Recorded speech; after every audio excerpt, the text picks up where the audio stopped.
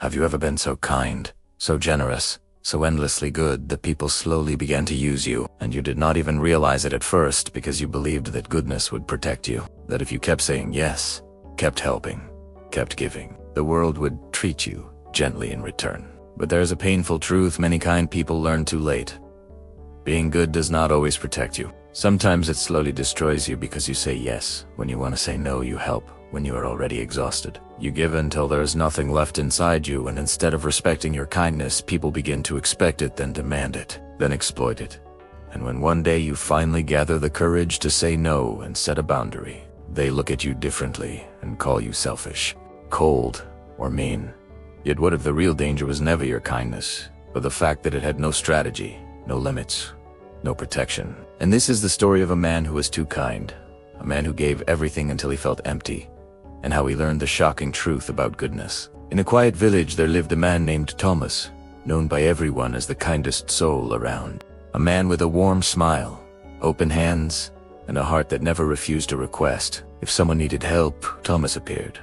If someone needed money, Thomas offered it. If someone needed time, he would sit for hours listening. And the villagers often said how lucky they were to have such a generous man among them. And Thomas felt proud because he believed his kindness made him valuable and that his goodness kept him safe. Yet deep inside he felt something he could not explain, a quiet exhaustion, a heaviness in his chest, a sense of being drained that followed him to bed each night as he lay staring at the ceiling, wondering why he felt so weak despite doing what he thought was right. One morning his neighbor Mr. Harrison knocked and asked for help fixing his roof. And although Thomas had planned to rest because his back already ached from helping others all week, he looked at Mr. Harrison's face and swallowed his own need, spending the entire day under the burning sun with blistered hands and an aching body, only to hear at the end, not gratitude, but another request for the following week.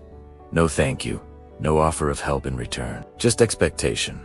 And that night Thomas felt not only physical pain but emotional pain as he whispered to himself why people kept asking for more without appreciation. Days later, his friend Robert asked to borrow 50 coins, promising repayment next month. And though Robert had already borrowed 3 times without returning the money, Thomas handed it over again. And when months passed and Thomas gently asked about it, Robert reacted with offense, suggesting that true friends do not keep track of such things, turning Thomas into the villain for simply remembering what was owed. And in that moment Thomas felt the sharp realization that his generosity had not created respect, but entitlement. Then at a village meeting about building a new well, when the question arose of who would do the work, every head turned toward Thomas, and someone casually decided he would handle it. No one asking, no one offering support, simply assuming he would say yes as always. And as Thomas sat there silently, he understood something painful, that his kindness had become a prison where he was expected to give without limits and without appreciation. That evening, an old merchant passing through the village noticed Thomas sitting alone by the river looking defeated, and after sitting beside him the merchant observed that Thomas seemed like a man who gave everything yet received nothing. And when Thomas admitted feeling exhausted, empty, and used, the merchant explained gently that kindness without wisdom becomes self-destruction, that not every person deserves help and not every request deserves a yes. Because when you help everyone, your help loses value.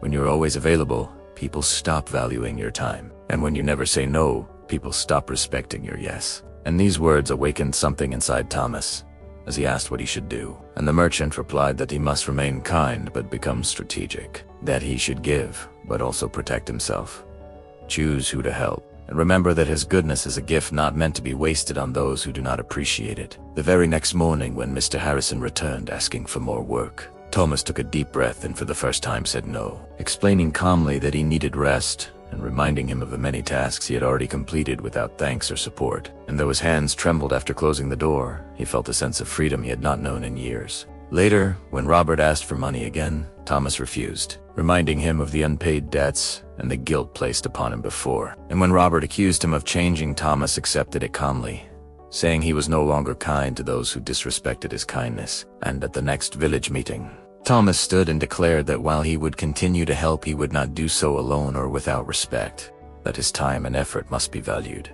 And though some villagers reacted with shame and others with anger, Thomas remained steady because he had learned that being good does not mean being weak, but being wise. In the weeks that followed, something shifted as those who once took him for granted began treating him differently, greeting him with respect and offering gratitude or support in return. And when a young farmer named Daniel approached him asking for help with a barn while offering payment and assistance in return, Thomas recognized genuine respect and agreed gladly, feeling for the first time that his kindness was valued rather than exploited. Months later, when the old merchant returned and saw Thomas by the river, he noticed strength and peace in him. And Thomas explained that he had realized real goodness is strategic. It is helping the right people at the right time in the right way, not giving everything to everyone, and that he was still kind, but no longer a victim of his own kindness. And if you are the person who always says yes, who always gives, who always helps, understand this clearly. Your kindness is not weakness, but kindness without boundaries will drain. You being good does not require being available to everyone. It does not demand sacrificing yourself for those who do not value. Your real kindness protects your energy and chooses wisely. It gives where there is respect and withdraws where there is exploitation. So do not feel guilty for saying no. Do not apologize for setting boundaries. And do not accept being labeled selfish for protecting your peace, because one person who respects your kindness is worth more than 100 who misuse it. And remember always that being kind is beautiful, but being strategically kind is powerful.